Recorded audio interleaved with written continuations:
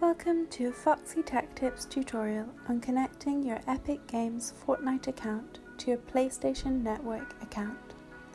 If you find this video helpful, please consider subscribing to my channel and liking the video.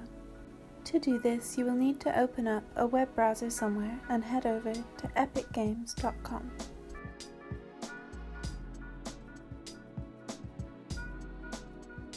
Click on Sign In from the top right and log in to your Epic Games account. Note that your Epic Games and Fortnite info are the same thing.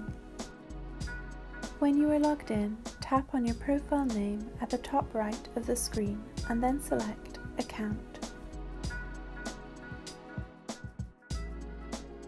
In the Accounts page, open up Connections from the left sidebar menu. Now select PlayStation Network from the list.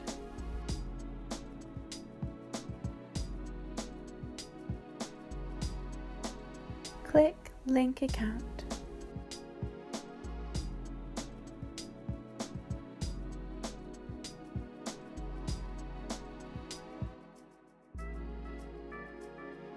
You'll now be taken to the official login page for Sony. Sign in to your Sony account. Once you have done that, your Epic Games account and Sony PlayStation Network account will be linked.